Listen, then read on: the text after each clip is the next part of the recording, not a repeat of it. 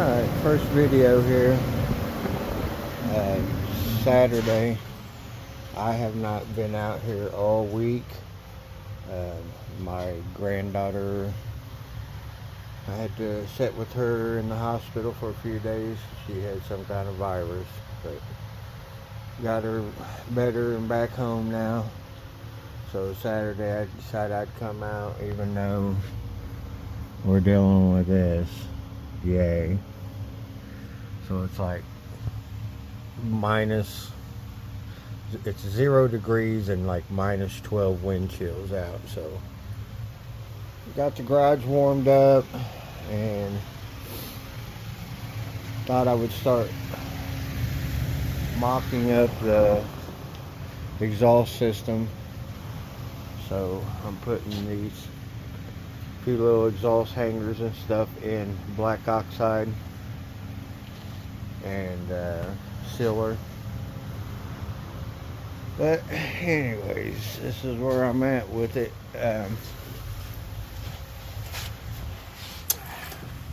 Started getting it mocked up underneath here, and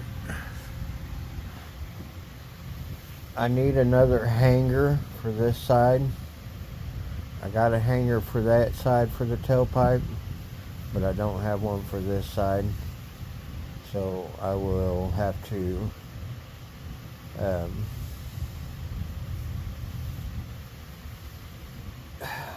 order a hanger for this side. But meanwhile, back at the ranch, I really don't think I want to use these mufflers, because they're like cheap stock mufflers or whatever that came with the kit, and I'll probably be driving you guys crazy with this video, flipping it back and forth. But anyways, I think what I want to do is put some excuse me, old school cherry bombs on here, last packs, whatever you want to call them, and not do these stock mufflers, because I want it to be a little louder than I'm sure that these are going to allow. But anyways, that's where we're at with it. The system that they bent and sent to me, so far so good. I mean, it lines up pretty good. Needs a little adjustment here and there, but you know, that's going to be easy to do once I get all my brackets and everything lined up and everything set where it needs to be. Then I will start tacking these front connections together, like here, and then there's one over there. See what I mean? So I'll start tacking them connections together, and then, like I said, I'll probably do some cherry bombs back here. So, alright, that's where I'm at with it. So I can't finish mocking it up until I get the bracket that goes from here to the muffler. I do got the other side, like I said. Meanwhile, back at the ranch, just to kind of knock things out and get things out of the way, I believe I'm going to go ahead and put the brake hardware on the back here. That way it's out of the floor. And that's another good thing about getting the exhaust up and doing other stuff down here, is it's clearing up the bottom of the car down here. That way it's going to be easier to clean and blow out once it comes time to shoot paint on the car. I won't have a bunch of stuff laying underneath the car collecting dust and taking the chance of that dust getting up in the paint. Alright, so that's where I'm at with it. Just jacking around out here a little bit today. I'll probably pull that plate and get my carburetor mounted on. Other than that, yeehaw. Alright, get back with you. Okay. Another dilemma. I never even thought about it, but Of course, you know, thermal cod here is a spread bore. I never even thought about it, man. The intake I purchased is a square bore. That ain't gonna work. So,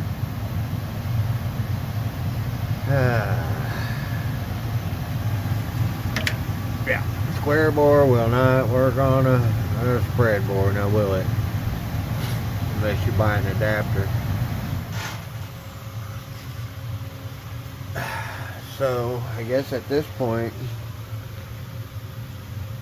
I need to get me a square bore carburetor, because the square bore intake manifold that they sell has a big ass bracket right here, so it would have to be modified too, just to get this air conditioner bracket to fit on it. So I ain't gonna do all that. So I guess I'll be getting a Elderbrock to put on there, a square bore. I'm not doing a Holly. So, alright, get back with you. Alright, just like that. This is Monday. Still cold, and then I ain't gonna say. But this problem is solved. I got this spread bore. I'll probably end up selling because I ain't gonna need it. And picked that up from a guy local here in town that actually buys, sells, repairs, trades Elderbrock and Holly carburetors. So, like brand spanking new 750 CFM, and yeah, that problem is solved. Moving on from that. Now we got to solve this problem and get Mother Nature over here to melt some of this away. Alright, I'll get back with you. Elderbrock 750. Alright, so I wasn't even going to put a video out this week, but I thought I'd let you guys know where I was at and show you what's going on over here. But so got this sitting in there, of course, and I was gonna put the carburetor on and figured out, oh shit, I bought a square bore intake and not a spread bore. I have a spread bore carburetor, so it goes in the stash. So I ended up going and buying an Elderbrock 750 CFM, and that should be fine. No problem. Put the starter on. It's a mini starter, and I should have known, because I've dealt with it before, that I need to buy that adapter to put the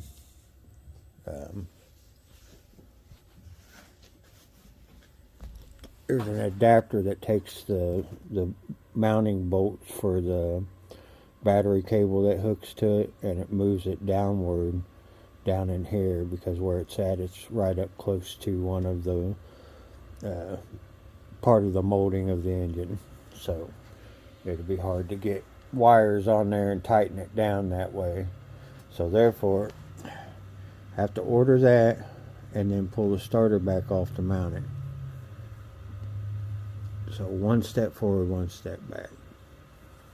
Okay, second of all, I got the engine setting in here, got the exhaust kind of mocked up on there, and decided I was going to get some cherry bombs to put on it, and ordered them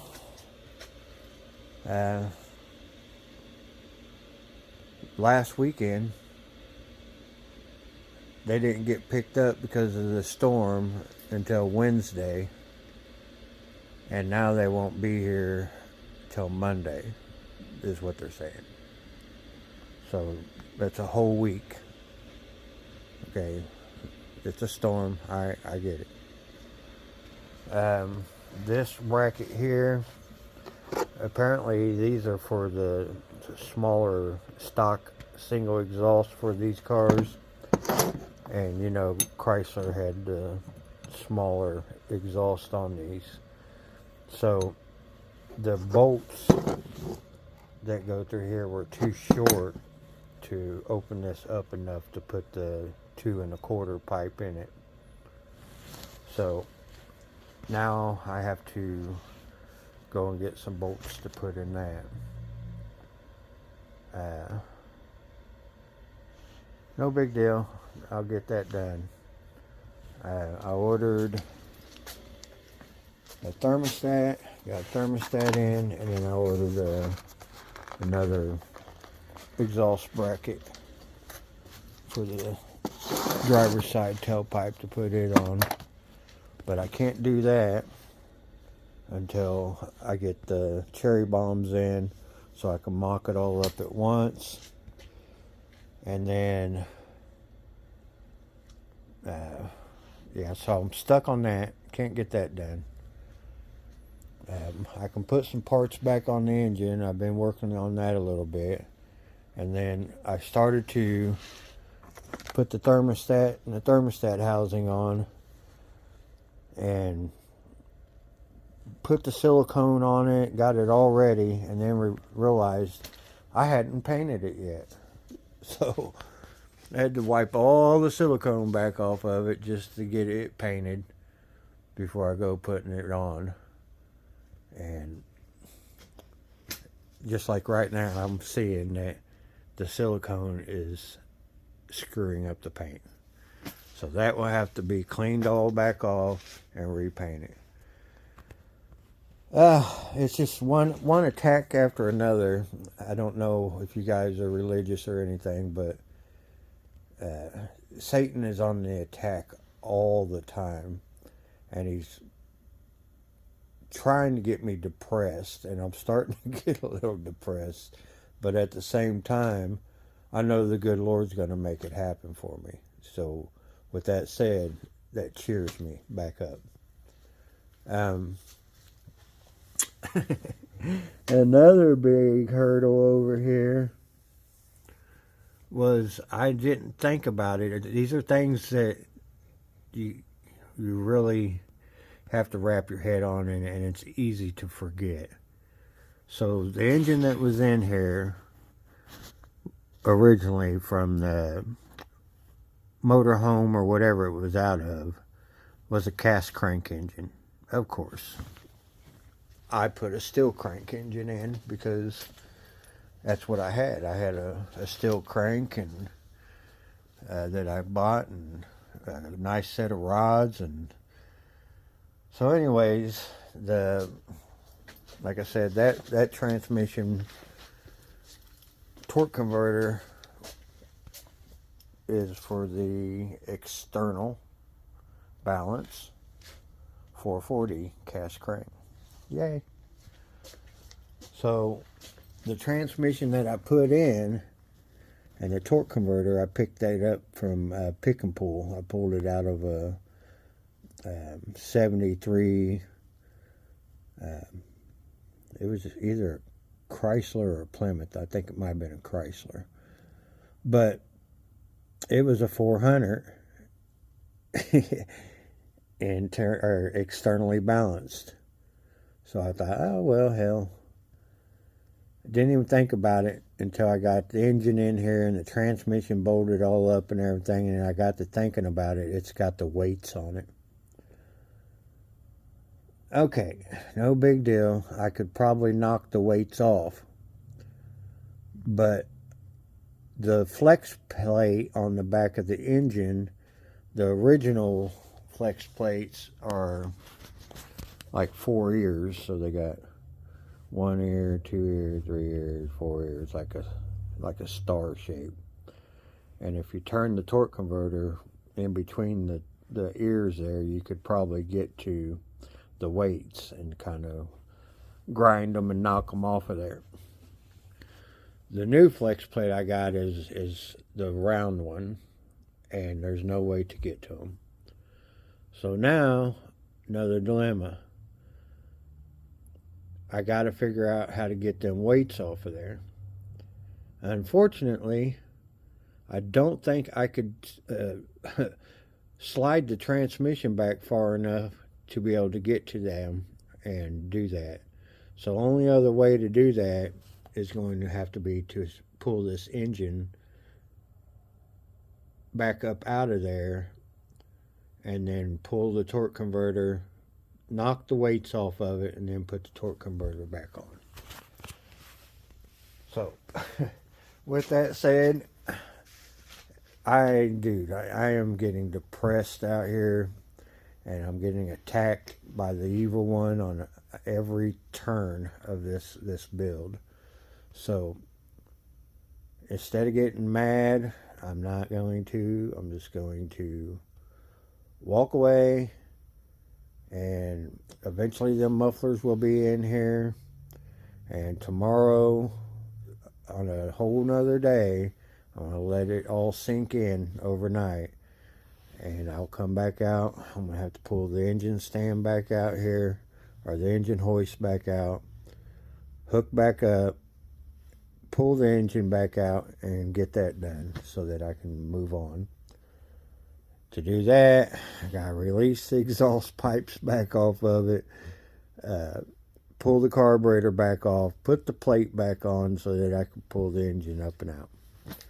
So anyways, like I said, I wasn't going to put a video in, but I'm going to go ahead and do it.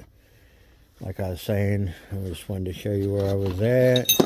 And these are the bolts that go to that. And as you can see, them are going to be too short. So I'm going to have to buy some longer bolts to put in there so that I can clamp the exhaust down to it.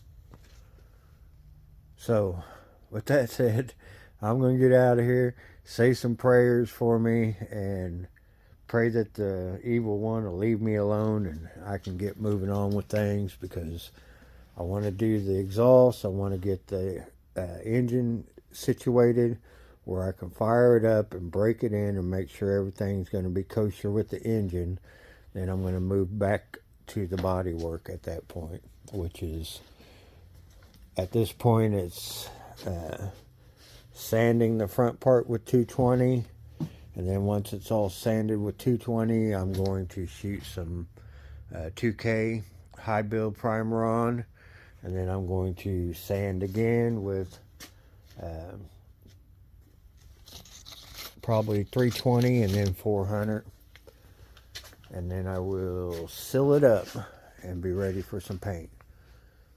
So the bodywork part of it's done. It's just smoothing out the sand scratches at this point. And that's where I'm at. I know, a bunch of complaining and not getting nothing done. But like I said, just not feeling it. Not whenever you're being attacked at every corner and you're making huge mistakes where you put an engine in and have to pull it back out. It just, dude, you guys got to know and understand. It's frustrating. All right. Night. Oh yeah, and then one last little video here about my whining and crying over here. So I was on the internet and I was looking around and I thought it was the Holy Grail. I thought I found one of them overflow bottles for here. I got the one that I've cleaned up to the best I can get it clean, but I found one I thought was new old stock. Yes, I'm going to get it. Great Lakes Mopar Parts is the name of it. Great Lakes Mopar Parts. So, anyways, they had it on their website. I paid for it. And 2 or 3 days went by. So I found the phone number on the website and I called the guy and I was like, hey, I ordered this part. Haven't seen any shipping info or anything on it. Paid $40 for shipping. And so he says, "Oh yeah, I got the guys out in the warehouse looking for all the parts that were ordered right now." Oh, cool, great, thanks, man. So hang up, and a couple days go by, still nothing. Send him a text like, "Hey, this is my order number here. Did you ever find that part to ship, or has it shipped yet?" So he calls me up and he says, "Well, we looked all over for it and we can't find it." And I'm thinking, bummer, man. I do have another one over here. I'll take a picture of it and send it to you. So he sends me a picture of a C-body one, and it ain't even the right one. I'm like, okay. No, that won't work. I'll have to have a refund. So he says, "Okay, I'll get your refund back over to PayPal."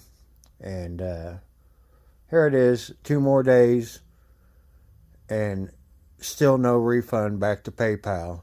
As simple as hitting a frickin' button on your computer saying refund the man's money. Starting to get a little frustrated with that too. So I went on the internet afterwards and I started reading reviews and stuff like that where he's actually put it to a few other people on the internet. So at this point, I'm going to put this out and say straight up, don't deal with Great Lakes Mopar, because they're unprofessional. And anybody that wants to run a business and be unprofessional like that doesn't deserve to have business.